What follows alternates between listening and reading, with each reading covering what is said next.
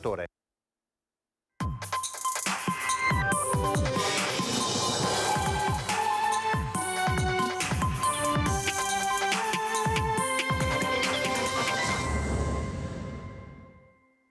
Buongiorno e ben ritrovati, prima edizione, primo appuntamento con l'informazione di Antenna 3, puntuali come sempre alle 12 per raccontarvi i fatti principali della giornata, e ce ne sono davvero tanti riflettori accesi su diversi punti della nostra regione. A Treviso c'è la cronaca a tener banco oggi perché ci sono gli sviluppi per quanto riguarda l'omicidio di Anica Panfile. Tra pochissimo dovrebbe iniziare la conferenza stampa del capo della Procura di Treviso, Martani, per le novità, perché questa mattina Franco Battaggia, eccole qui le immagini, proprio ringrazio il mio regista Mattia Pizzai. Allora sentiamo quello che dice il capo della Procura Martani. Si era pensato a un suicidio per annegamento, poi l'esame esterno del cadavere e i primi riscontri autoptici hanno escluso l'ipotesi dell'annegamento,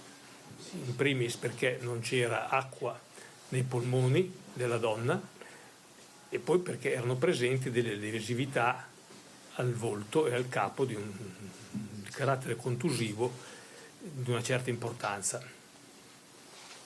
Per approfondire esattamente la dinamica della morte di Panfile Anica è stato necessario un periodo di tempo piuttosto lungo, e questo ha anche ritardato l'adozione del provvedimento di fermo, che richiedeva dei gravi indizi di colpevolezza e in primis la prova generica sicura sulle cause della morte e sulla dinamica dell'azione omicidiaria.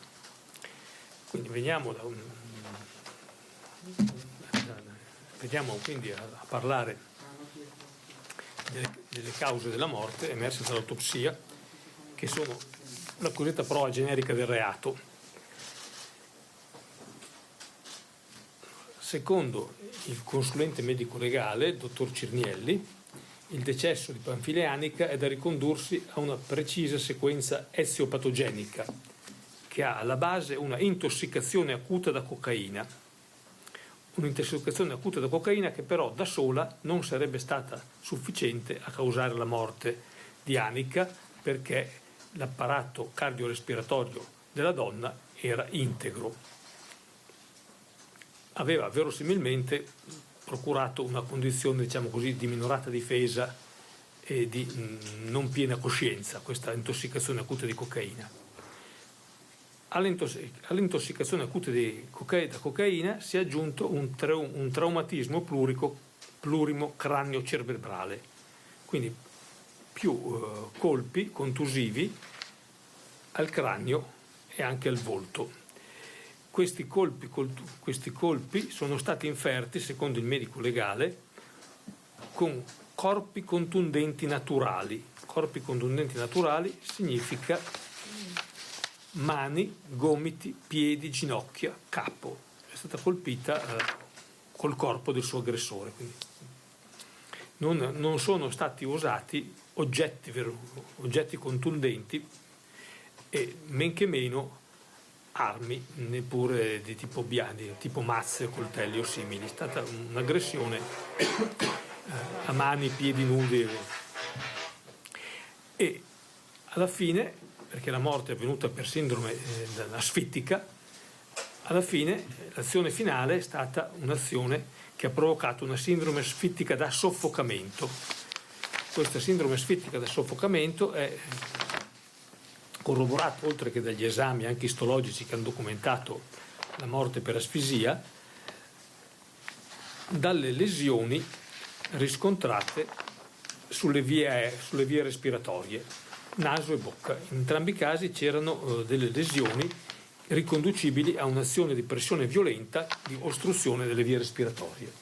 Quindi, per fare una sintesi, Anica, nel momento in cui si trovava già in una situazione di intossicazione acuta da cocaina, è stata dapprima aggredita verosimilmente a mani nude o comunque senza corpi contundenti, subendo dei colpi al cranio e al volto, e infine soffocata con una pressione molto forte su bocca e naso.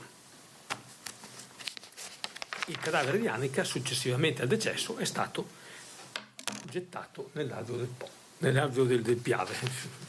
Nell'alveo del Piave. Verosimilmente, dato la funzione del gretto, il cadavere è stato abbandonato su un ponticello, nei pressi di un ponticello del canale della Vittoria, che si trova non molte decine di metri prima, a monte, rispetto al punto in cui il cadavere è stato trovato il 21 di maggio. I sospetti si sono indirizzati praticamente da subito nei confronti di Battaglia Franco, che era l'ex datore di lavoro della donna, gestore della pescheria El Tiburon. Battaglia aveva conservato con la donna un certo legame anche dopo che Annika era andata a lavorare in una residenza sanitaria assistita. Il giorno della sua scomparsa, Annika doveva ritirare da Battaglia il CUD relativo ai compensi di lavoro dipendente da lei percepiti nel corso del 2022. E per questo ha incontrato Battaglia e con Battaglia è salita a bordo del pick-up di Battaglia ed è andata nella abitazione del Battaglia. Ed è qui che se ne perdono le tracce, perché la donna resta in contatto con il compagno, con il quale ha uno scambio di messaggi via WhatsApp. L'intesa col compagno era che una volta che aveva ritirato il CUD sarebbe tornata a casa. In realtà l'ultimo messaggio che viene visualizzato da Annika è delle 16:07, dopodiché, e questo si verifica attraverso la visualizzazione del messaggio, viene verificata attraverso la doppia spunta blu sullo schermo del cellulare, tipica dei messaggi WhatsApp che vengono letti. Da quel momento lì in poi i messaggi non vengono più letti, e da un certo momento in poi non c'è neanche la spunta doppia del fatto che siano ricevuti, non vengono né letti né ricevuti.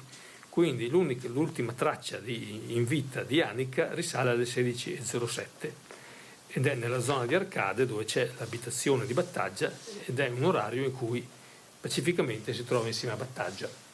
Cosa dice Battaglia? Le prime dichiarazioni di Battaglia, teniamo presente che Battaglia, nel momento in cui verrà sottoposto ad indagini, gli verranno dati gli avvisi di rito sulla facoltà di non rispondere alle domande, si avvarrà costantemente della facoltà di non rispondere, come ha fatto anche stamattina durante l'interrogatorio di garanzia del GIP in sede di udienza di convalida.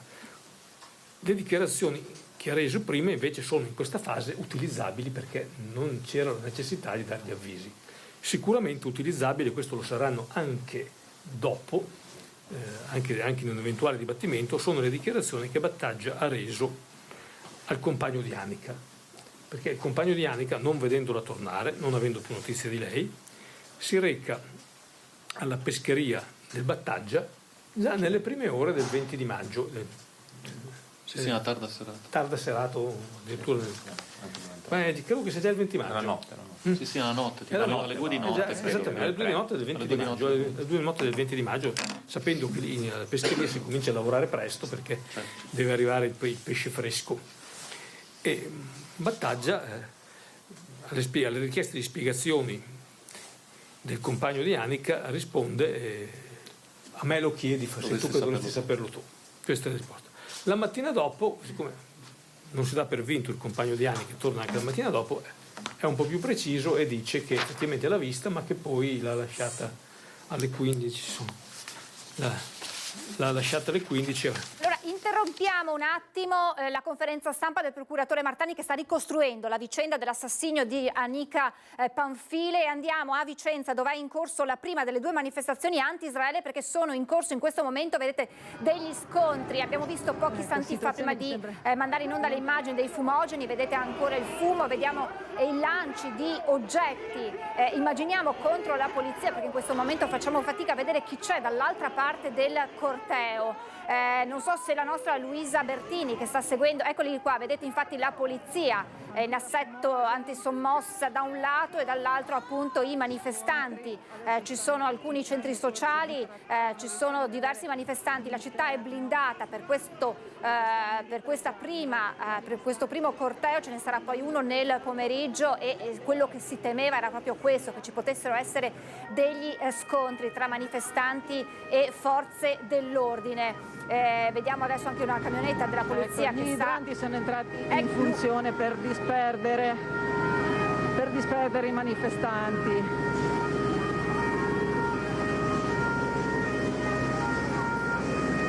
Luisa, mi senti?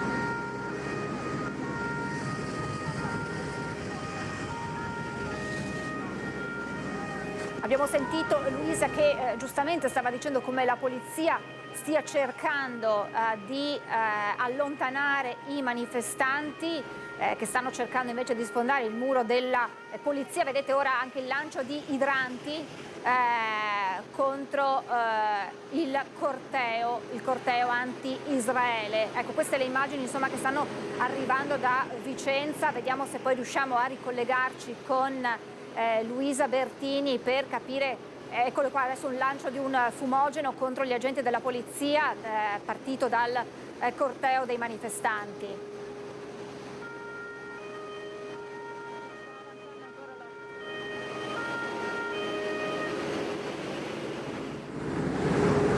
Vediamo il corteo che arretra.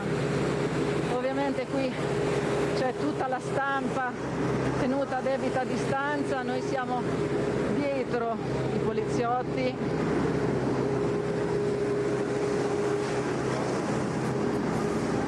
Stanno ancora lanciando i fumogeni. Ancora sembra che avanzino di nuovo,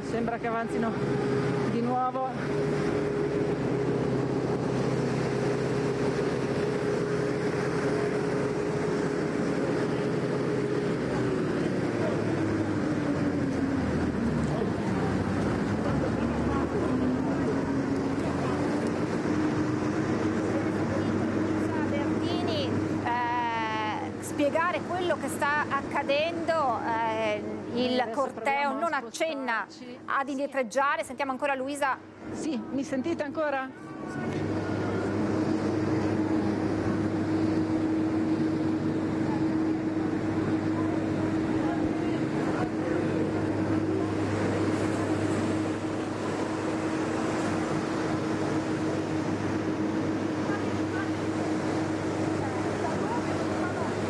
Vedete la polizia che avanza nel tentativo di far indietreggiare il corteo, che invece sembra in questo momento non intenzionato a farlo.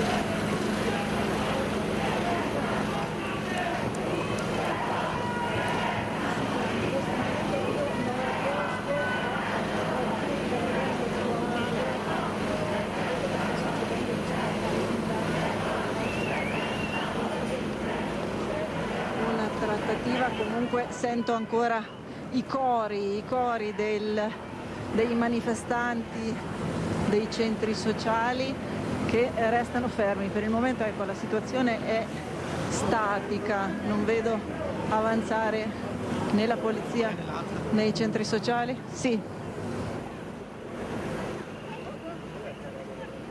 E allora questa è la situazione al momento a Vicenza, dice Luisa Bertini, una situazione al momento statica, una sorta di trattativa a distanza, passatemi questa frase, tra i manifestanti da un lato e dall'altra la polizia che cerca di avanzare per far indietreggiare il corteo, e da capire se questo avverrà. Naturalmente manteniamo questa finestra aperta nel caso dovessero succedere altri scontri come quelli che abbiamo seguito prima, e vediamo di tornare alla conferenza stampa del procuratore Martani a Treviso, che stava ricostruendo la vicenda dell'omicidio di Anica Panfile, la giovane trovata nelle acque del Piave a Spresiano. Oggi, lo ricordo, Franco Battaglia, che si trova in carcere per l'omicidio, è stato ascoltato dal GIP, ma da quello che sappiamo, ma vediamo se il procuratore lo conferma, si sarebbe avvalso della facoltà di non rispondere, ma sentiamo esattamente quello che è accaduto anche questa mattina dal procuratore Martani.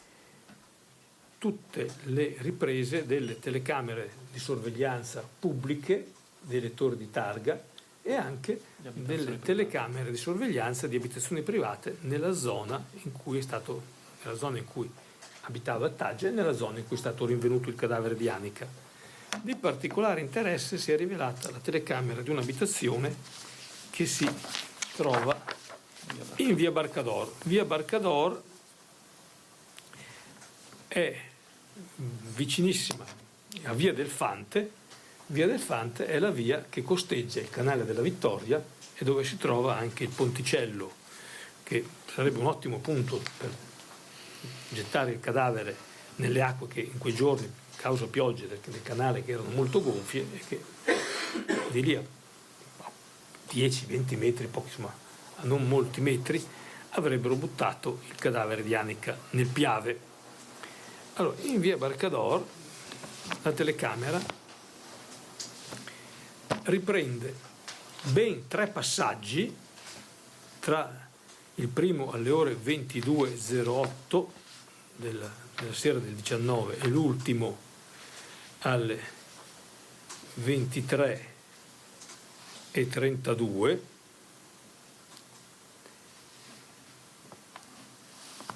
Ben 3 passaggi di un pick-up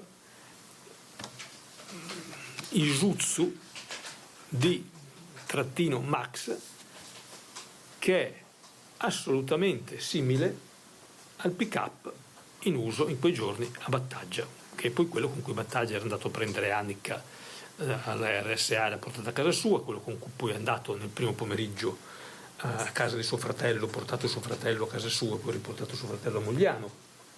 Perché e questo pick-up è del tutto simile come modello, non c'è nessun particolare dissonante, quindi gli accertamenti del RIS su questo pick-up sono di assoluta compatibilità. Va aggiunto, ai fini della prova dell'identità fra questo pick-up e quello utilizzato da Battaglia, che sul percorso di avvicinamento e di allontanamento dalla telecamera, dal punto in cui si trova la telecamera privata che non ha lettore di targa, si trovano altre telecamere di sorveglianza pubblica, alcune delle quali hanno il lettore di targa.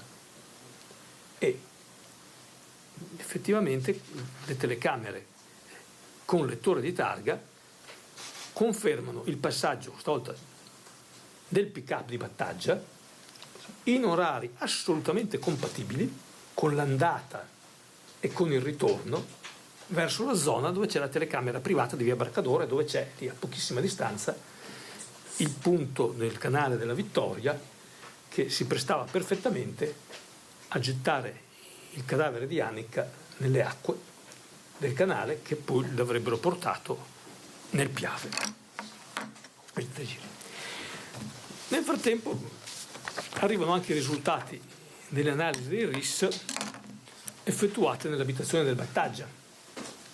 Qui abbiamo, in questi locali dell'abitazione del Battaglia, sono state trovate tracce biologiche di Anica, riconducibili ad Anica col DNA, su un materasso e soprattutto quella, a nostro parere con la maggiore valenza indiziaria, su di un tappeto arrotolato. Viene trovato in un rustico, in un garage di Battaglia viene trovato un tappeto arrotolato, dentro questo tappeto c'è una traccia biologica di Anica.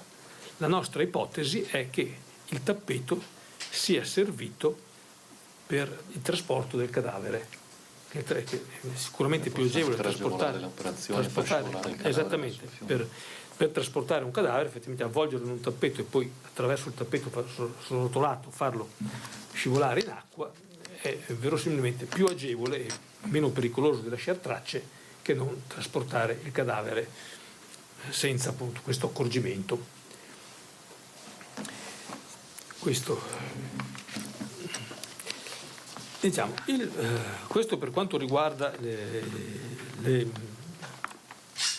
indizi di colpevolità. Non dimentichiamo una cosa, che il fatto dell'uso di cocaina, il compagno di Anica ha detto che quando Anica tornava da Battaglia la trovava piuttosto alterata e Anica aveva ammesso che Battaglia le dava delle sostanze stupefacenti.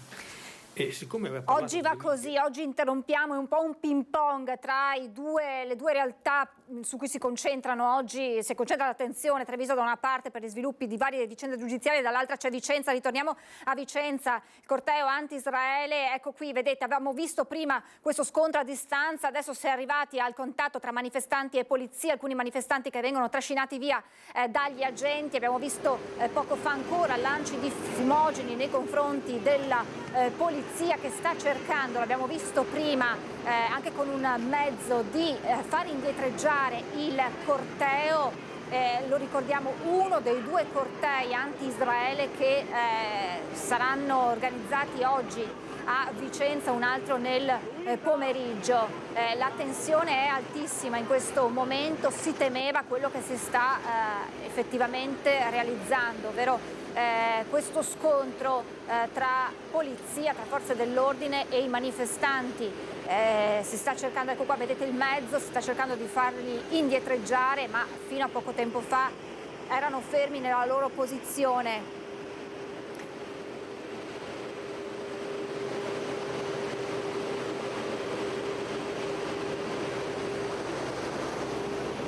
Sembrava che la situazione fosse, eccoli qua, sono stati fatti uscire dall'area interdetta, il cancello è stato ora chiuso, quindi almeno in questa fase la situazione dovrebbe essere rientrata, almeno al momento appunto sono stati fatti allontanare da quest'area.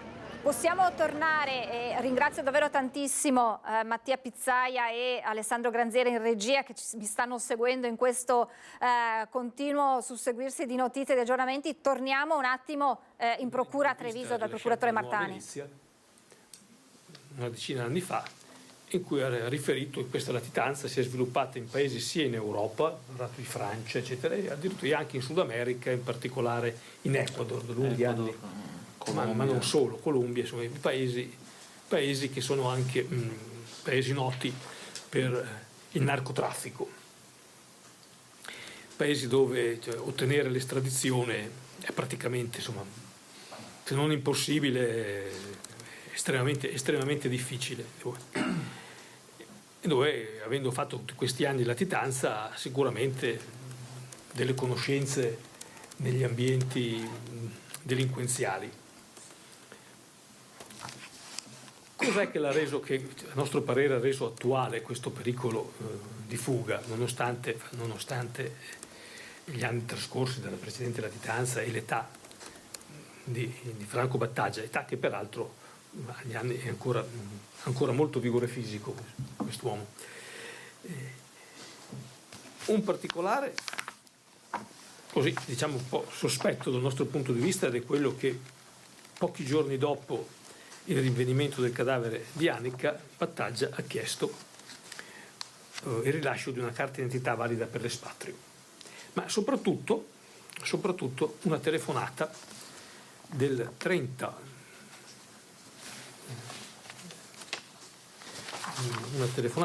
ottobre, dove, conversando con un suo amico e collaboratore, Battaglia ha confidato le paure e le incertezze che provava in quel momento. e soprattutto il timore che lo aveva pervaso quando aveva ricevuto una comunicazione di recarsi in caserma. In realtà la comunicazione si riferiva, non era specificato per quale motivo, ma si riferiva alla riconsegna di veicoli che gli erano stati sequestrati. Ma il Battaglia si era molto preoccupato e intimorito e a un certo punto nella telefonata dice all'amico: vedi, sto passando di quei momenti, puntini da sballo. E poi dice ancora: dopo te lo spiego. Poi fa: in mezz'ora avevo già organizzato la fuga, hai capito? Ecco. Il giorno dopo, tornando su questo tipo di discorsi, delle sue preoccupazioni, dice: io se trovassi una casetta per nascondermi.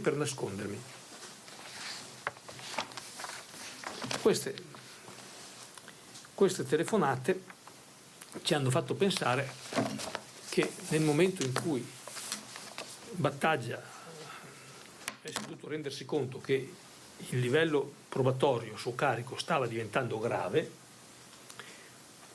e quindi c'era il pericolo concreto per lui di subire una misura restrittiva, perché per i reati di omicidio volontario ci sono mezze misure, insomma, se a un certo punto ci sono i gravi indizi non si chiede l'obbligo di presentazione alla PC settimanale o cose simili. Sarebbe scappato, avrebbe ripreso la latitanza come ai vecchi tempi della Francia, della Colombia, dell'Ecuador, eccetera. E quindi nel momento in cui si sono conclusi gli accertamenti medico-legali e è stata depositata la perizia, noi abbiamo ritenuto che il deposito della consulenza tecnica medico-legale, da cui risultava con chiarezza le cause della morte e la natura dell'omicidio, avrebbe allarmato l'indagato, che in alcune telefonate precedenti mi sembrava speranzoso che le cause della morte potessero essere ricondotte a un'asfissia di carattere epilettico o comunque a motivazioni che non facessero chiaramente riferimento a un omicidio volontario. Quindi questo è il quadro investigativo e probatorio che ci ha portato. Insomma, avete sentito questa parte, quella importante che nella ricostruzione dell'omicidio di Anica Panfile, insomma, ha portato poi gli investigatori verso la figura di Franco Battaglia. Poi vedremo se riusciremo a collegarci con il nostro Cristiano Arboit, che sta seguendo la conferenza stampa, anche per raccontarci poi dell'interrogatorio questa mattina in carcere nei confronti di un uomo che si ritiene coinvolto nell'omicidio del 14enne ucciso nel parcheggio della metro a Roma. L'uomo si è avvalso della facoltà di non rispondere, ha però interloquito con il suo legale che poi all'uscita dal carcere ha spiegato che l'uomo ha detto di non c'entrare nulla con il delitto e di essere fuggito da Roma a Treviso solo per paura di ritorsioni. Insomma, questi sono i due fatti principali di cronaca giudiziaria della giornata. Cronaca però che ci porta a Rovigo per un furto nelle prime ore di questa mattina alle 4 in pieno centro a Rovigo ai danni di una gioielleria in piazza Vittorio Emanuele II, sotto i portici, in pieno centro a Rovigo. I malviventi hanno sfondato la porta d'ingresso con un tirante legato al retro di un furgone che è stato poi abbandonato sul posto, ancora acceso, con il motore acceso. I ladri poi sono fuggiti a bordo di due auto che erano ferme lì ad attenderli. Non sono riusciti a portare via la cassaforte che è rimasta all'interno della gioielleria, sono riusciti però a rubare i gioielli che erano esposti in vetrina, il valore del bottino ancora tutto da quantificare. Un molestatore seriale è stato rintracciato dalla polizia mentre si aggirava in Campo Marzo a Vicenza. L'uomo è stato arrestato e portato in carcere. È stato arrestato e portato in carcere un pregiudicato autore di numerosi reati e ripetuti episodi di molestie e violenze sessuali.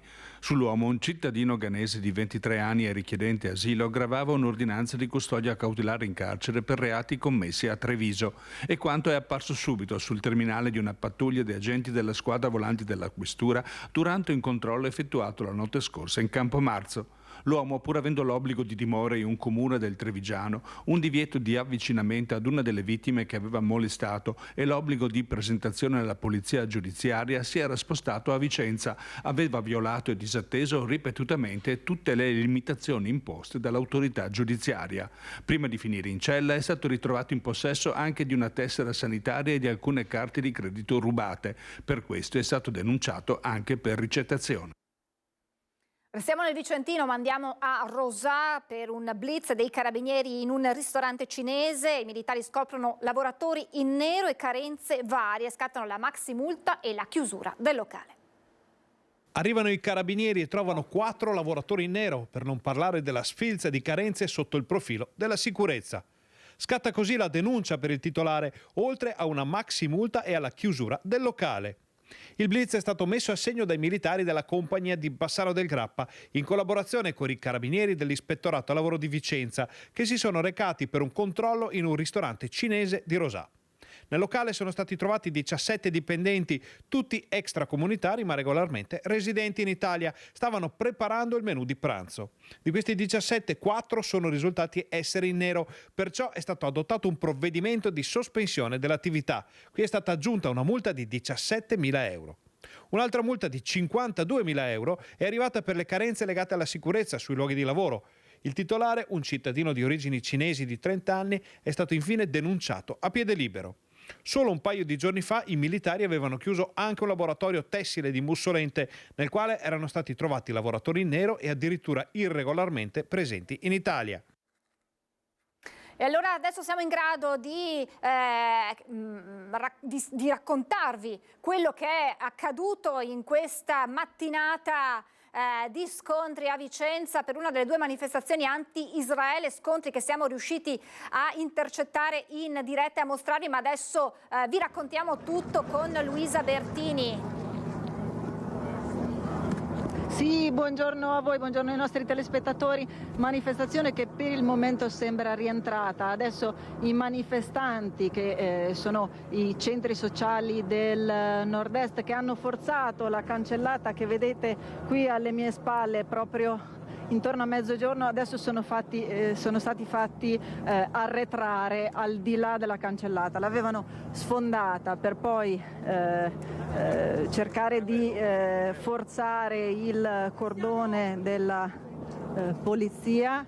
Ci sono stati degli scontri molto accesi, degli scontri anche corpo a corpo tra i poliziotti e i manifestanti. Mi è sembrato di vedere anche un poliziotto a terra, probabilmente colpito da fumogeni o dai petardi che hanno lanciato i manifestanti. Insomma, sono stati momenti di tensione per una Vicenza blindata, come era stato preannunciato, per 2 manifestazioni. In realtà questa si tratta della prima delle 2 manifestazioni della giornata, manifestazioni a sostegno della Palestina per protestare contro la presenza di espositori di Israele alla Fiera dell'Oro. Erano state predisposte misure speciali, lo aveva comunicato la Questura in sede di Comitato Provinciale per l'Ordine e la Sicurezza, e questo corteo dei centri sociali del nord-est, diciamo, destava già preoccupazione, perché avevano annunciato sui social di voler arrivare alla fiera per bloccare il padiglione israeliano, in quanto considerato, si leggeva nella nota appunto diffusa dal Bocciodromo, a servizio dell'economia di guerra, in quanto il commercio di pietre preziose sarebbe andato ad alimentare gli apparati dell'esercito. Quindi questa era l'intenzione dichiarata sui social. La Questura aveva predisposto un percorso che poi, come avete visto, non è stato rispettato dai manifestanti, perché poi si sono infilati qua in via dell'Arsenale per forzare appunto questa cancellata, dove ad attenderli c'era la polizia e le forze dell'ordine in tenuta antisommossa. Ecco, adesso sembra che i manifestanti stiano lentamente rientrando al di là del cancello, e Ecco, la polizia è intervenuta anche con gli idranti per disperderli, insomma ci sono stati momenti davvero di tensione e di concitazione. Ecco, vi mostriamo qua il catenaccio che è stato distrutto, era legato, oggi è stato distrutto per permettere dai manifestanti che poi hanno forzato il cancello e sono entrati. Ecco, al momento io direi che la situazione è sotto controllo, abbiamo visto gli scontri, abbiamo visto le immagini, i momenti di concitazione, tra l'altro tanti giornalisti sono qua, ci hanno fatto spostare ai lati, logicamente per motivi di sicurezza, ma vi abbiamo documentato tutto in diretta, quindi questo è quanto a partire da mezzogiorno e 35, ma è stata veramente una mezz'ora di disagi, di difficoltà, di scontri per una Vicenza che si era già previsto fosse stata blindata in questa giornata che, come anticipavo, vedrà alle 14 un'altra manifestazione, una seconda manifestazione, un corteo alle 14 con partenza da Viale Roma, organizzato dalla comunità palestinese e che tra l'altro bloccherà, diciamo, la zona della stazione, perché partirà da Viale Roma per poi dirigersi verso Piazzale Baracca, dove è prevista l'affluenza di più di qualche migliaia di persone.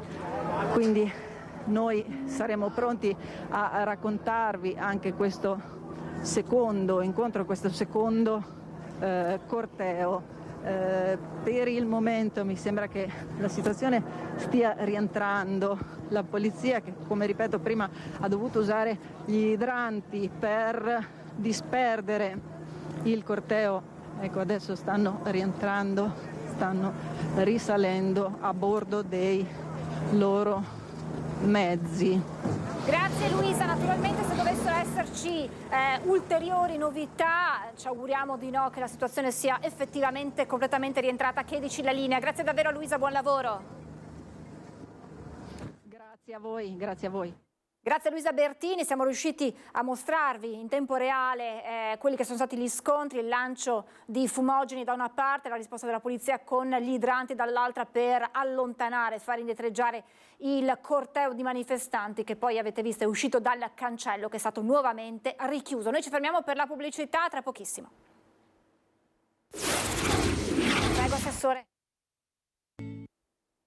Siamo tornati in diretta, lasciamo per un attimo la cronaca, pronti a tornare a raccontarvi quello che sta succedendo oggi nella nostra regione. Parliamo di cultura e turismo e lo facciamo con la neoassessore del Comune di Treviso alla Cultura. Grazie per essere con noi, Maria Teresa De Gregorio. Ben trovata, Assessore, grazie. Grazie a voi dell'invito e buongiorno a tutti. Allora, insediatasi a Cassugana da pochissimi giorni, però si è già trovata ad affrontare un tema molto importante, perché sapete che Treviso è tra le candidate al titolo di Capitale Europea della Cultura 2026 e quindi c'è un dossier, Assessore, da completare per poi presentarlo ufficialmente. A che punto siamo?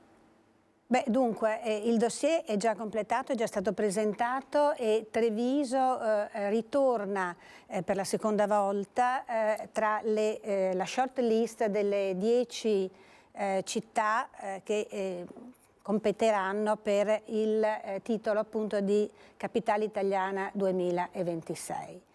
Treviso si approccia a questa esperienza, a questa, diciamo, gara, perché effettivamente la sentiamo proprio in questo momento come una competizione, perché siamo nei momenti finali e quindi tutto è molto, così, c'è molto fermento, è molto entusiasmo e anche molta aspettativa, pur nella consapevolezza che ci sono altre città, che ogni dossier ha la sua importanza, la sua validità e quindi siamo molto con i piedi per terra, però questo non ci impedisce di impegnarci nell'ultima, diciamo, proprio tappa finale, che è quella della discussione che avverrà a Roma, al Ministero, il 5 marzo. Ecco, quindi proprio le scadenze quali sono adesso in calendario? Allora, cronologicamente diciamo che a luglio del 2023 Treviso ha deciso di concorrere a questo titolo e quindi ha redatto questo dossier che è stato inviato e che a dicembre è stato considerato meritevole, in quanto già il dossier di Treviso ha superato una prima parte, che è quella di essere tra le 10 finaliste, perché ricordo che le città inizialmente che hanno partecipato a questo titolo erano 16, quindi già 6 sono rimaste, diciamo, a terra, nel senso che 10 sono state classificate e meritevoli, e tra queste Treviso. Adesso il 5 di marzo ci sarà la discussione al Ministero e entro il 29 di marzo la proclamazione. Non dimentichiamo che questo arriva dopo un altro titolo che Treviso ha conquistato pochi mesi fa, questa volta a livello europeo. Assolutamente, ed è una cosa sulla quale desidero sottolineare l'attenzione che l'amministrazione Conte sta rivolgendo verso un governo del territorio molto attento a quelle che sono le diverse tematiche: cultura, turismo, sociale e ambiente.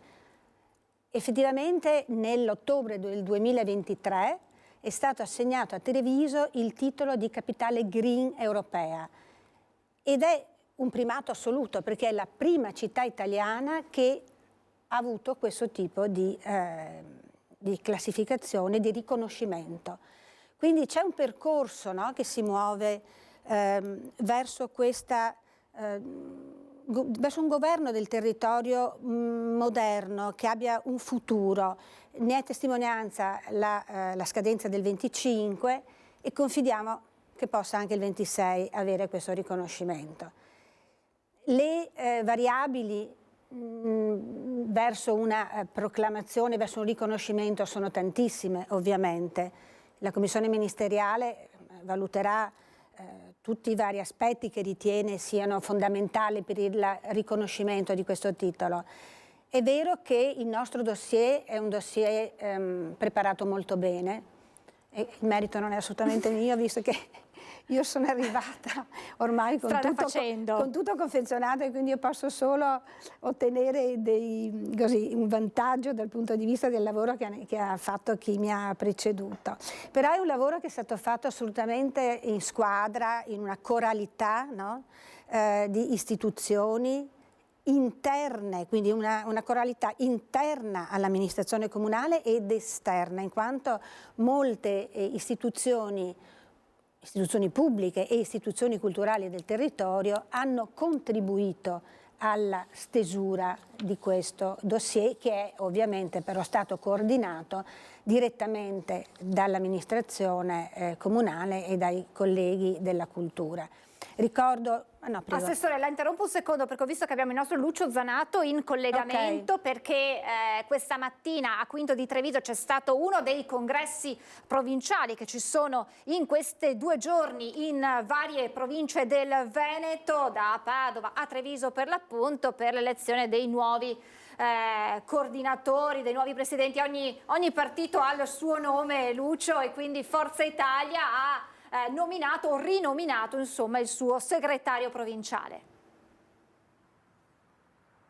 Sì, Francesca, buongiorno a te, buongiorno ai telespettatori di Antenna 3. Mi trovo all'esterno del BHR Hotel, dove da poco si è concluso il congresso provinciale, che ha rinnovato, che ha riproposto, diciamo così, ha rieletto Fabio Chiesa alla segreteria provinciale. Hai ricordato giustamente tu la serie di congressi che si stanno tenendo proprio in questo sabato per Forza Italia, tanto è vero che la prima notizia è che qui non c'era Flavio Tosi, coordinatore regionale, impegnato a Verona oltre che a Padova proprio per i congressi congressi provinciali. Altra assenza che non è passata inosservata è quella di Floriano Zambon, storico esponente degli azzurri trevigiani, oltre che ex sindaco di Conegliano, però invece quello che si è notato è la presenza invece dei segretari provinciali sia di Lega, quindi di Dimitri Coin, che di Fratelli d'Italia, e quindi diciamo così già si è capito che si comincia a trattare per il rinnovo delle 54 amministrazioni comunali prossime per quanto riguarda la Marca Trevigiana, oltre naturalmente per i nomi, ma qui è un altro tavolo per l'Europa, quindi per le elezioni europee. Una cosa importante da dire è che questo diciamo, rinnovo è stato plebiscitario, nel senso che c'era una lista unica, ma non è che questa lista unica sia arrivata automaticamente, ci sono state settimane di trattative. Perché Flavio Tosi sostanzialmente voleva l'attuale vice coordinatrice Cristina Andretta al posto di Fabio Chies, ma Fabio Chies è fatto forte, e questo l'abbiamo sentito nelle mediazioni dei corridoi, si è fatto forte dell'esperienza coneglianese, quando solo praticamente contro tutti ha vinto ed è stato riconfermato sindaco, e proprio forte di questa presenza, di questo voto che l'ha sorretto, si è presentato anche alla riconferma della segreteria provinciale di Forza Italia, appunto degli Azzurri. E proprio per questo, prima di ridarti la linea, facciamo sentire il commento del segretario riconfermato proprio nei confronti della sua vice e, se vogliamo, per certi versi, per un certo periodo anche avversari alla segreteria. Sentiamo e poi a te la linea. E cosa dire invece alla vice coordinatrice, che pare fosse, diciamo così, in lizza, o comunque stesse ad aspettare per vedere se era un'opportunità? Ma guarda, in questo mese abbiamo lavorato bene assieme, è anche merito suo se siamo arrivati alla lista unitaria. Conto molto sul suo apporto, perché destra e sinistra Piave sono due realtà che hanno peculiarità diverse. Uomo-donna, destra e sinistra Piave, penso che sia il miglior connubio possibile. E grazie a Lucio Zanato, e queste sono le prime parole del neorieletto segretario di Forza Italia per la provincia di Treviso, Fabio Chies. Torniamo a parlare con l'assessore alla cultura del comune di Treviso, Maria Teresa De Gregorio. Assessore, inevitabile dire, anzi innanzitutto facciamo un passo indietro, è un lavoro che ha coinvolto diversi comitati per arrivare poi al dossier che è stato presentato. Sì, questa è la forza, ma penso che sia la forza dei vari dossier, ma questa in particolare perché hanno contribuito sicuramente le istituzioni cittadine, ma non solo, perché Treviso si presenta con un territorio anche più allargato, penso alla Fondazione Colline del Prosecco, penso alle Camere di Commercio, a Union Camere, quindi una serie di istituzioni pubbliche, istituzioni culturali che insieme si sono così unite per sostenere questa candidatura. E quindi c'è stata la composizione di un comitato promotore, di un comitato patrocinatore e di un comitato scientifico, e quindi diciamo che si è cercati di costruire questo dossier con la condivisione del territorio in una maniera anche ampia. Possiamo dire, Assessore, che anche se non dovesse arrivare questo titolo di capitale italiana della cultura 2026, è già una vittoria questa per Treviso? Assolutamente, assolutamente, perché innanzitutto è stato un esercizio di condivisione, di rete, di sistema, quindi l'esercizio di una modalità di lavoro che sicuramente è già nelle corde dell'amministrazione, ma che con questo dossier andrà a consolidarsi, no? Quindi assolutamente già questo è un lavoro. Ovviamente l'assegnazione del titolo consentirà di fare molto di più, perché ci sarà anche un riconoscimento economico importante, ma se così non dovesse essere, sicuramente sarà il programma culturale della città per i prossimi anni, no? Quindi comunque vada, sarà un successo, qualcuno anni fa diceva, no?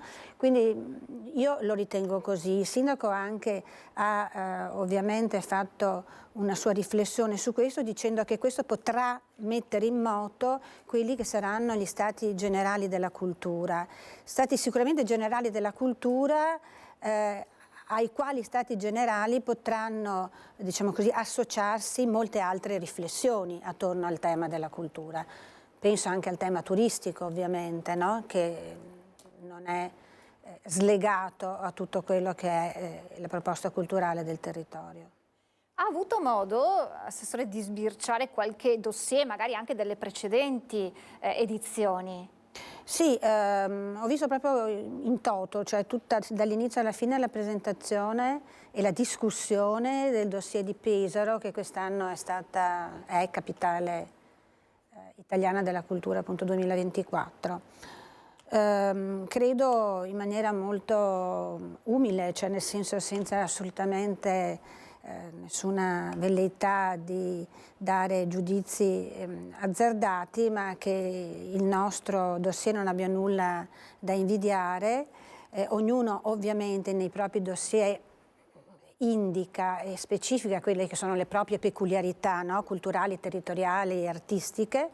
Noi l'abbiamo fatto in una maniera molto ampia, dando veramente una lettura a 360 gradi di cosa la cultura possa essere per un territorio, cioè la base di uno sviluppo di tanti altri rapporti. Penso al rapporto cultura-impresa, penso al rapporto con il territorio e con tutta la parte riferita alla promozione turistica, penso anche alla parte legata all'aspetto enogastronomico, che è un aspetto culturale e peculiare di un territorio. Non si può prescindere da tutto questo insieme che fanno del territorio trevigiano e quindi del territorio trevigiano, quindi anche delle parti diciamo che sono limitrofe alla città di Treviso, un luogo estremamente accogliente di grande gradevolezza. Allora, non anticipiamo i contenuti del dossier, ma per capire solo questo, si guarda anche un po' al di fuori di quello che è il confine della città di Treviso in questo dossier? Cioè è un quadro completo di quella che è la bellezza a 360 gradi della cultura sotto tutte le sfumature in cui si può considerare?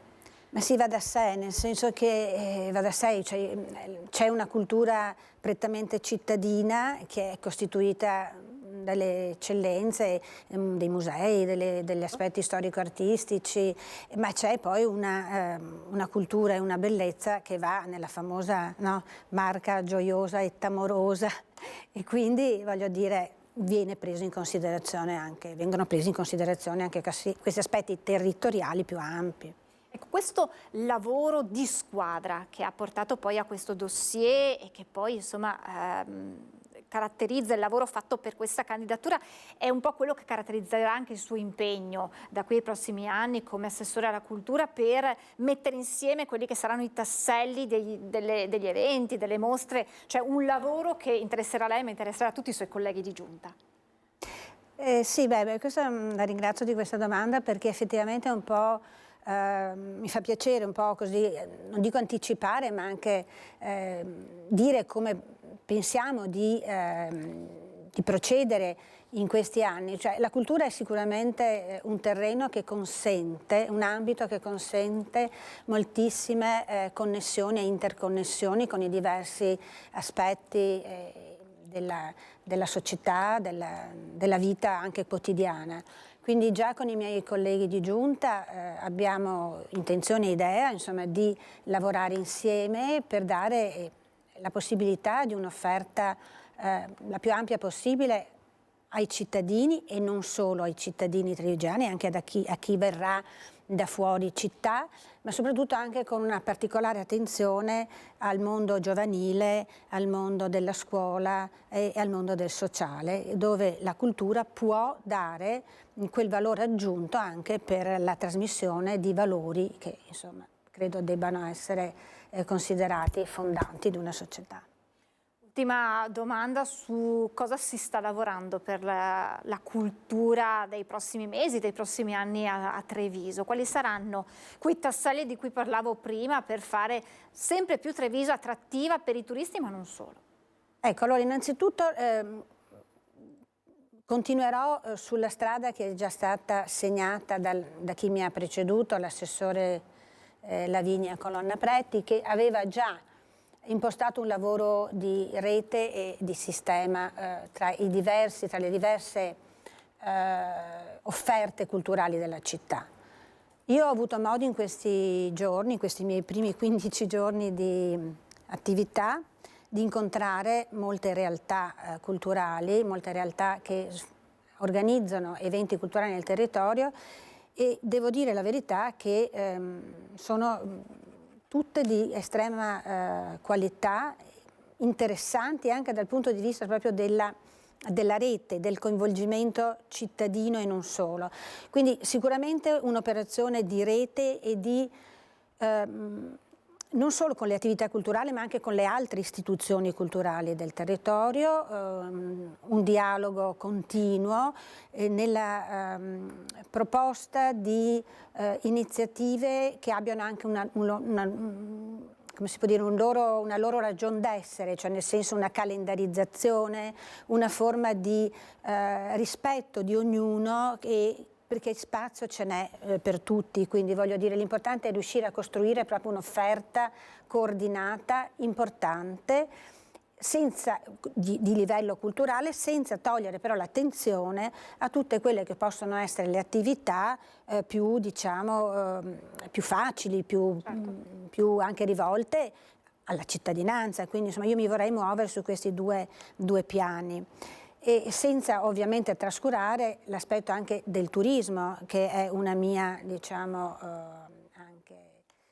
un incarico che io ho nel mio referato, e quindi la possibilità di lavorare con dei progetti anche di turismo culturale, con delle proposte di turismo culturale, creando percorsi, creando itinerari, e quindi riuscire a rivolgersi anche sicuramente ai cittadini, perché la comunità è la base, no, sono i nostri riferimenti e referenti principali, ma anche alla possibilità di dare e offrire a chi viene a Treviso delle opportunità di cultura che possono essere attrattive. Ricordo che Treviso, come è stato detto anche negli ultimi, soprattutto in occasione anche dell'ultimo evento sul Natale, ma non solo, è una città che sta crescendo moltissimo dal punto di vista turistico, non solo come città di turismo quotidiano che arriva, mordi e fuggi, ma proprio come turismo stanziale. Non è più una città dove il turista arriva e per l'aeroporto o per l'autostrada verso Venezia e quindi fa il giretto in città, ma è una città che sta diventando una città di destinazione turistica, quindi dove il turista sceglie di venire per rimanerci. Indubbiamente qui può trovare tutto il turismo, dare un'accoglienza sotto il profilo sia ovviamente dell'ospitalità ma anche dell'offerta culturale. Quindi credo che questo possa essere già un disegno verso gli anni futuri e sempre ovviamente diciamo così preordinato a quello che sarà anche l'esito di questa candidatura, perché se fosse, come speriamo tutti e crediamo tutti, possa essere un esito positivo, allora avremo anche un ossigeno maggiore in questa disponibilità economica ulteriore che arriverà, che potrà consentirci di fare delle cose importanti. Grazie davvero, tra l'altro il sindaco Conte aveva anticipato poi in occasione della conferenza stampa sul bilancio di Natale Incantato che i dati del turismo nel 2023 erano stati favolosi e senza anticipare altro, perché ci sarà una conferenza stampa per dare proprio i numeri, ma insomma aveva fatto questa anticipazione, quindi come diceva l'assessore a Treviso si trova davvero di tutto. Grazie davvero. Grazie a voi. Grazie all'assessore Marietta Zedda Gregori, naturalmente buon lavoro e naturalmente l'aspettiamo di nuovo qui quando arriverà. Quando ci saranno poi i dati sul turismo 2023, quando ci saranno nuovi progetti e quando ci sarà poi naturalmente la decisione per Treviso. Quindi io spero di ritornare qui anche prima, ma sicuramente dopo il 29 di marzo, vincitore e vincitrici. La aspettiamo e comunque è già una vittoria, lo abbiamo detto. Grazie davvero. Grazie a tutti voi. Buon lavoro. Grazie. E noi andiamo subito, chiedo a Mattia Pizzaia eccolo qui, Federico Fusetti per raccontarci la giornata politica soprattutto per il centrodestra oggi a Padova. Buongiorno Federico, raccontaci tutto. Buongiorno Francesca, buongiorno ai telespettatori. Sì, dici bene, Padova è stata un po' crocevia del centrodestra oggi con 2 appuntamenti importanti.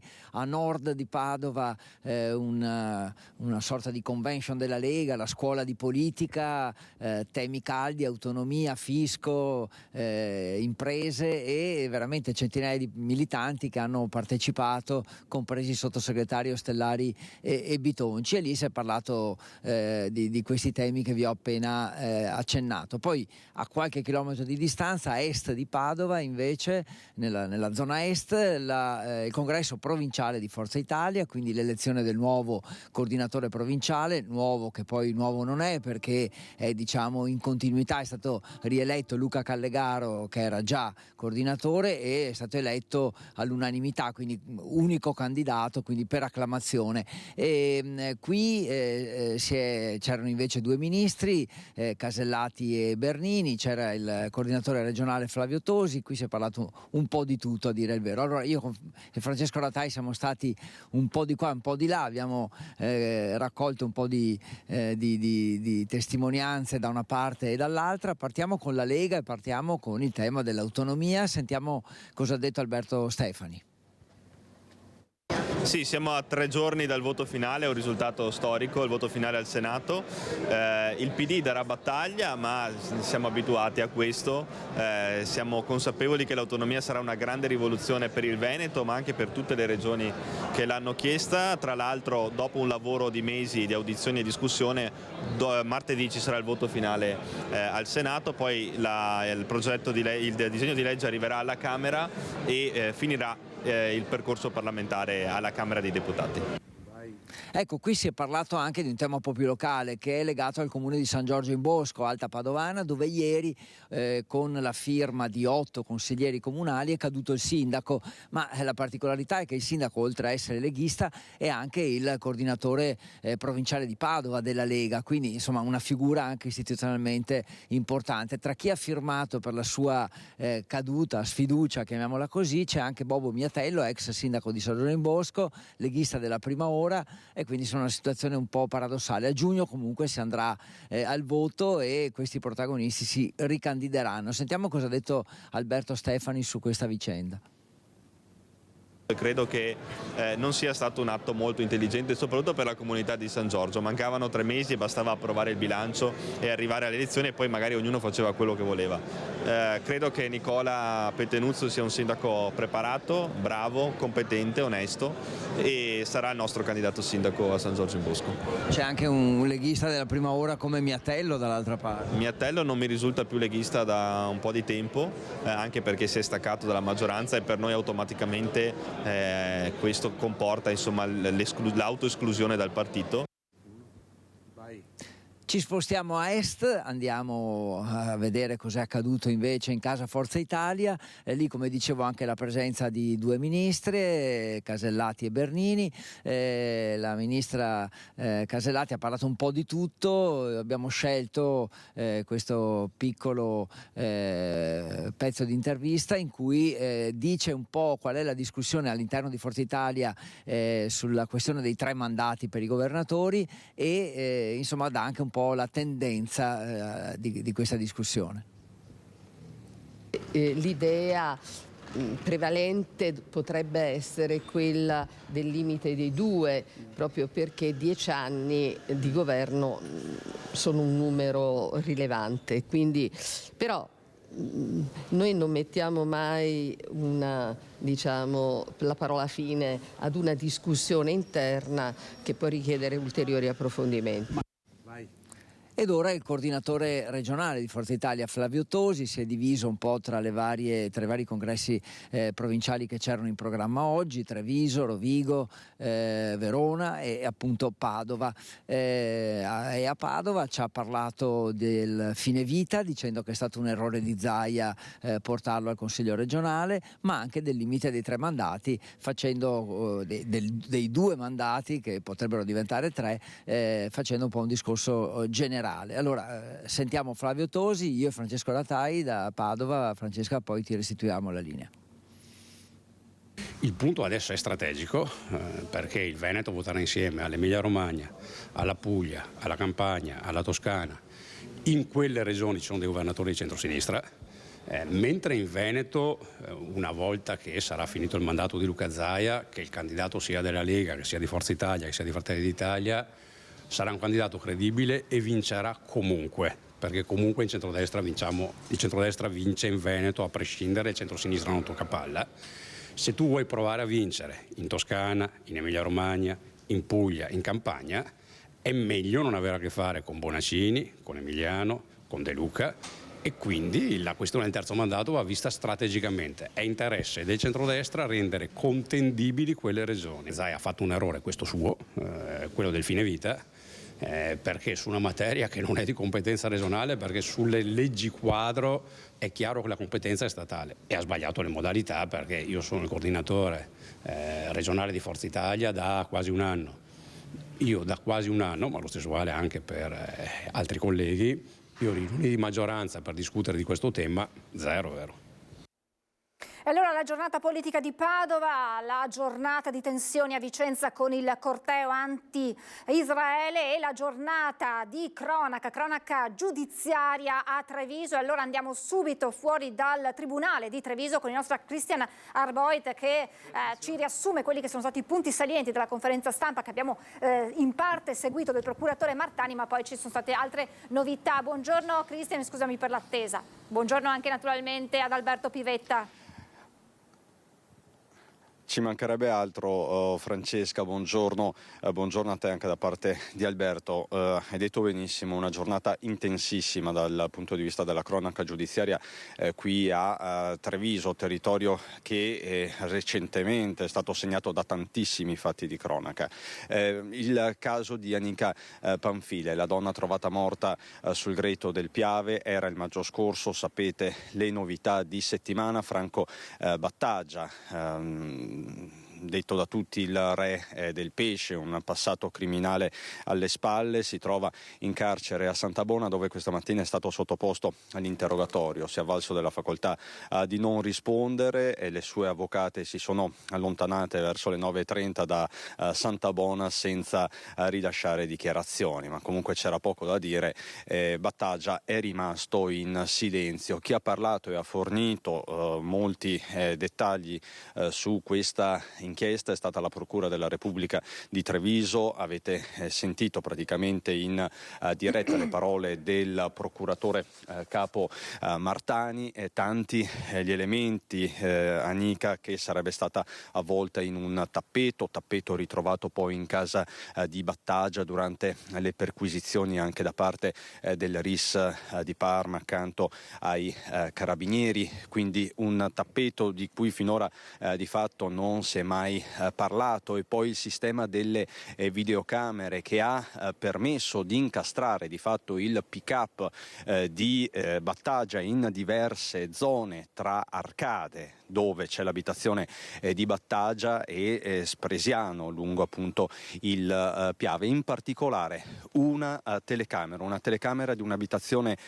privata che per l'appunto avrebbe fatto la differenza, ma questa sera vi daremo tutti i dettagli. E poi la cocaina, tanta cocaina, la donna sarebbe stata assuntrice di cocaina abituale, ma appunto nelle analisi fatte durante l'autopsia è emerso un carico davvero eccessivo. Anica, che sarebbe stata quindi drogata, o comunque che prima dei fatti era stata messa nelle condizioni di drogarsi, e poi per l'appunto il soffocamento. Oggi si è ribadito come quel delitto sia stato un delitto senza spargimento di sangue, perché oltre al soffocamento ci sono queste contusioni al capo soprattutto, fatte con dei pugni, con dei calci, quindi non c'è stato spargimento di sangue. Questo ha reso tutto più complesso a livello investigativo, quindi lo stesso intervento del RIS. Ma questa sera metteremo in fila tutti questi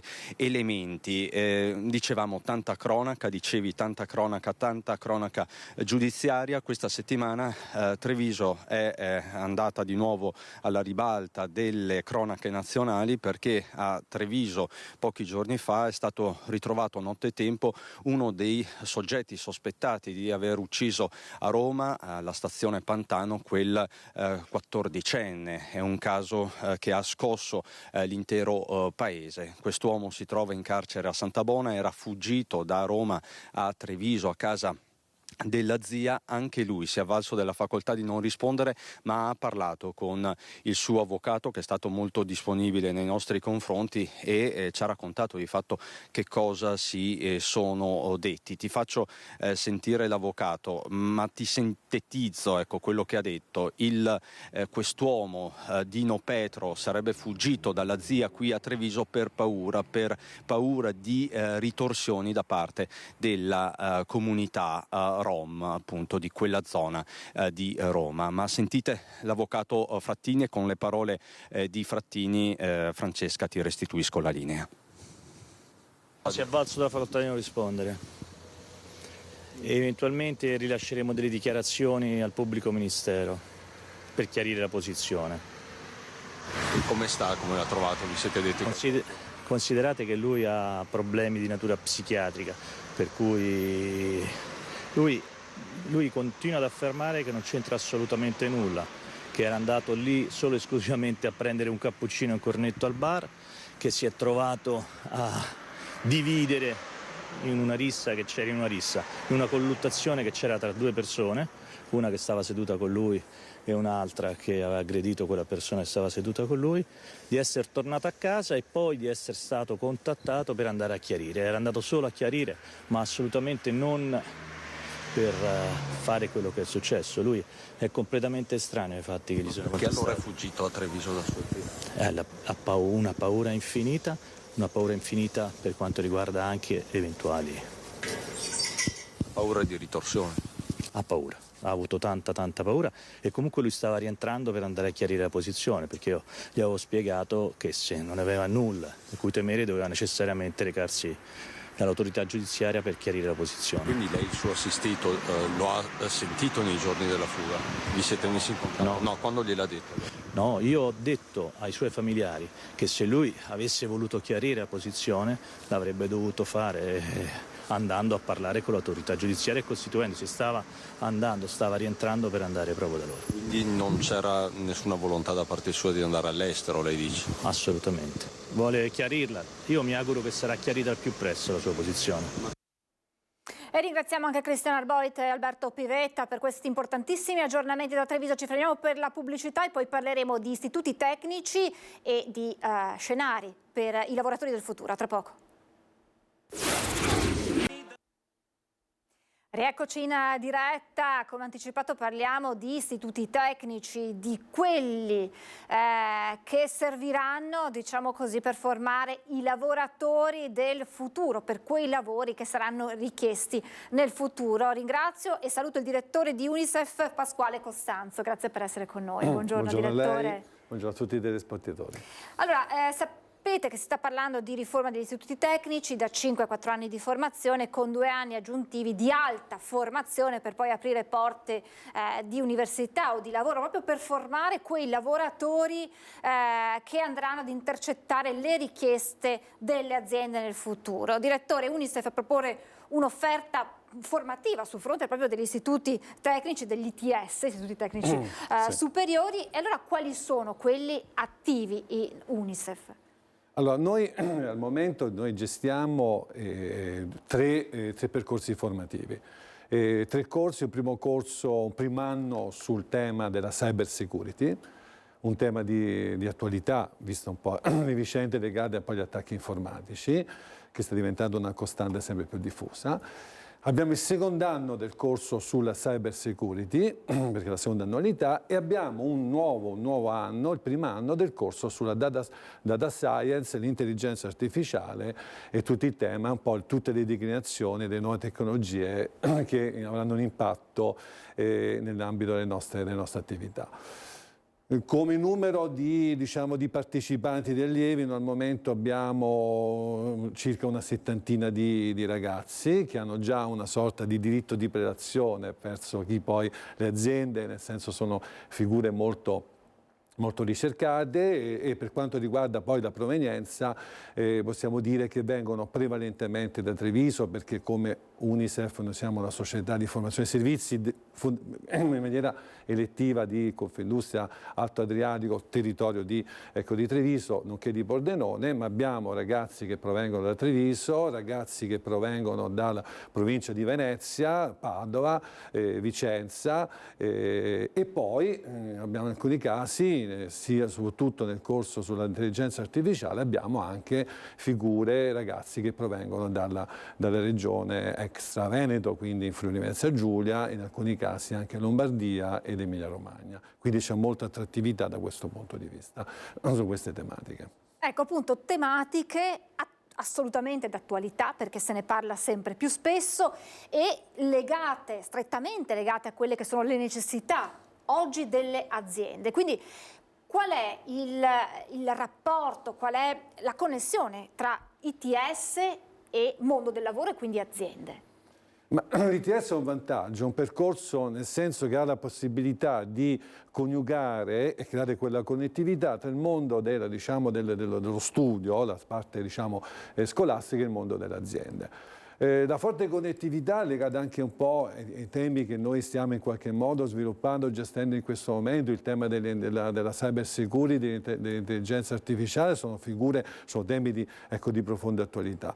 E la forte connettività degli ITS è legata al fatto che il percorso formativo è un percorso formativo biennale, sono 1800 ore di formazione complessiva, e di cui una buona parte, circa 600 ore, quindi il 30%, sono per formazione fatta in azienda, stage direttamente in azienda. E questo è un forte elemento di connettività col mondo del lavoro, perché lo studente, all'allievo, va direttamente in azienda e respira sostanzialmente la quotidianità dell'azienda.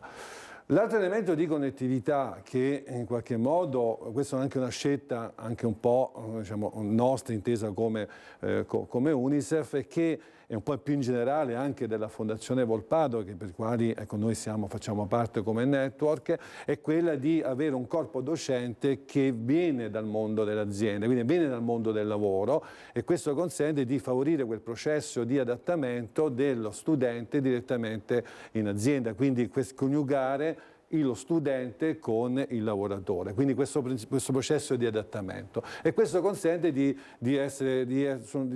far sì che queste figure sono in qualcosa già plasmate in termini positivi per andare a lavorare in azienda. Anche perché così lo studente capisce se effettivamente quel lavoro sarà il lavoro della sua vita, c'è comunque anche una connessione proprio tra studente e il lavoro futuro.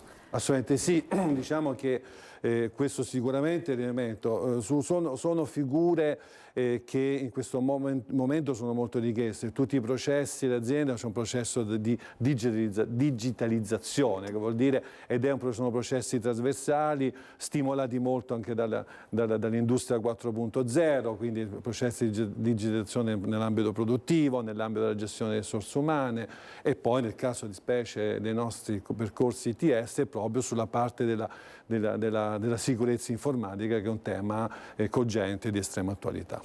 Ecco, direttore, quando uno studente decide quale istituto superiore scegliere nel momento in cui finiscono le scuole medie e inizia appunto questo nuovo percorso di vita formativa, inevitabilmente lo sceglie in base a quelle che sono le sue attitudini, ma anche a quelli che saranno gli sbocchi professionali che questo istituto gli darà. E allora gli istituti tecnici, che sbocchi professionali, questi poi in particolare, questi corsi, che sbocchi professionali danno? Guardi, il tasso di occupabilità è molto alto.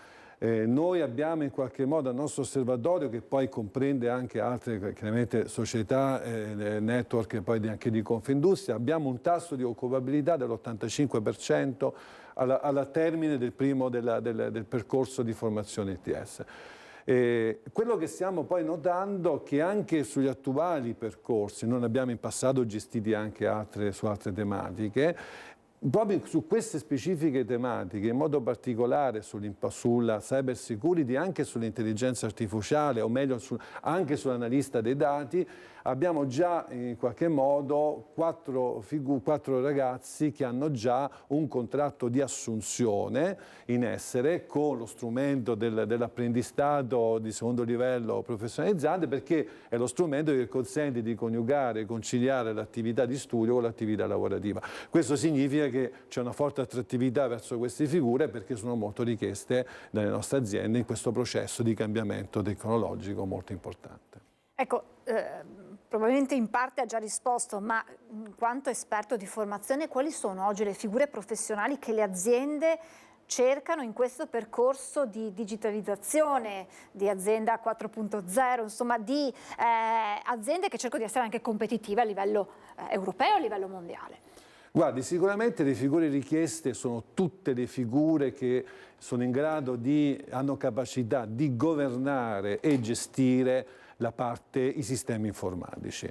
Oggi l'amministratore database, l'IT manager, l'addetto, il supporto in ambito di sviluppo di software e anche hardware sono figure molto richieste dal mondo del lavoro. Ma il secondo livello, ma si equivale sicuramente anche poi oggetto del nostro tema, è l'esperto in cyber security. Adesso molte aziende si stanno strutturando nell'ambito dell'ufficio IT avendo delle figure professionalizzate da questo punto di vista, perché il problema dell'attacco informatico, ahimè, non è un tema quando e se ci sarà un attacco informatico, ma quando ci sarà un attacco informatico. Questo è un tema molto preoccupante, dove chiaramente oltre a un rischio di un prelievo dei dati, ma c'è anche un tema di continuità del business dell'azienda e continuità proprio aziendale. E ne abbiamo visitati attacchi informatici in questo periodo, mi scusi se l'ho interrotta, ma insomma la cronaca ci ha portato a raccontarli. Assolutamente sì, per cui sicuramente l'esperto in cyber security, infatti abbiamo avuto anche nella nostra selezione, abbiamo avuto tanti ragazzi che hanno chiesto di partecipare a questo percorso, perché questa è una selezione fatta proprio su un numero di ragazzi abbastanza importante. Poi chiaramente l'altra figura richiesta, sempre in ambito ICT, è proprio sicuramente l'analista dei dati. L'analista dei dati perché oggi tutti i device aziendali, i dispositivi aziendali lasciano dati, rilasciano informazioni e quindi lo sforzo, il futuro è proprio quello di raccogliere queste informazioni, agglomerarle e poi saperle leggere, interpretarle, analizzandole per poi trasferirle a chi poi in azienda dovrà in qualche modo poi prendere decisioni sulla base dei dati e informazioni acquisite. Insomma, i ragazzi che ci stanno guardando hanno capito quelli che saranno i lavori del futuro e quindi anche quelli che saranno i percorsi di studio che potranno poi intraprendere in base anche a quelle che sono le loro caratteristiche, quello che a loro piace fare, però insomma se poi si pensa al lavoro del futuro avete capito insomma anche il tasso d'occupazione che c'è e quindi è chiaro che poi uno ci fa anche una riflessione, anche perché spesso, e chiudiamo perché ho pochissimi secondi, direttore, le aziende sono alla ricerca di queste figure e vanno a bussare nelle scuole e negli istituti tecnici alla ricerca di questi studenti e spesse volte domanda e offerta non combaciano. Concordo con lei, il problema infatti guardano le nostre aziende, guardano con molta attenzione l'ITS, altrimenti sono costretti a fare dumping, andare verso le altre aziende a acquisire queste professionalità che effettivamente oggi sul mercato del lavoro non si trovano. Grazie davvero al direttore Unicef Pasquale Costanzo, abbiamo dato alcuni elementi molto importanti per capire insomma quelli che sono gli sbocchi professionali e quando si parla di lavoro del futuro è necessario anche capire dove si può trovare occupazione. Grazie davvero al direttore, grazie a voi per averci seguito, ora c'è il meteo, la pubblicità e poi vi lascio il film live. Grazie ancora, buon proseguimento di giornata, buon sabato a tutti.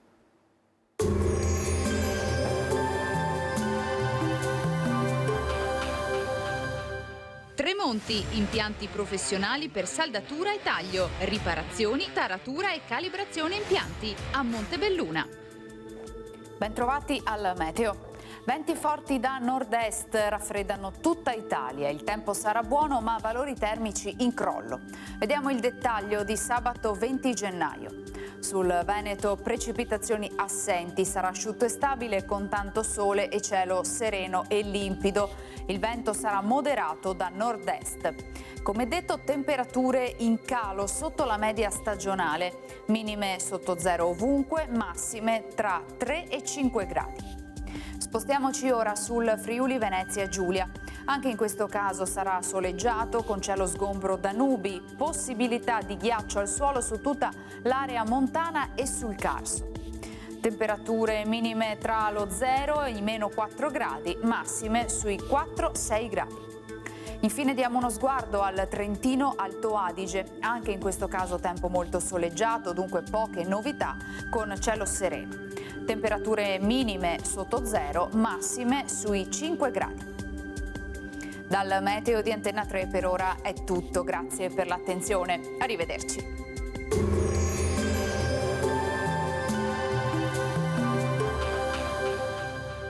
Tremonti, impianti professionali per saldatura e taglio, riparazioni, taratura e calibrazione impianti a Montebelluna.